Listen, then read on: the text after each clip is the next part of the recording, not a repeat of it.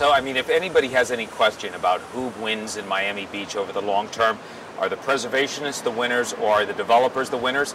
Look behind me. If you see Portofino Tower, the large building that was put up originally, I'll tell you that's the answer. The developers win.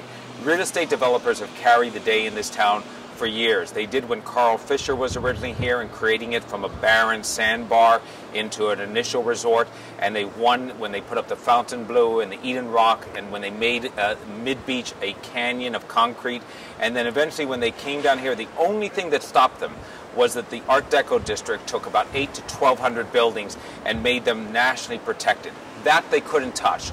But besides losing that battle, everything else has become, they build as high as they can. They fight for every inch they can as true developers.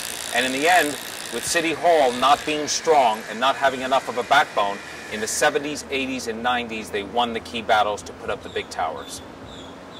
All right, right behind me, as a matter of fact, in between those two buildings called Ocean Place, those two large buildings, is one of the few private homes south of 5th Street. It's owned by Sharif Malnek, who runs the Forge restaurant, one of the iconic restaurants in Miami Beach.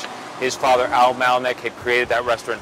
That little spot right there was bought for $1 million back in 1995. It's back up on the market today.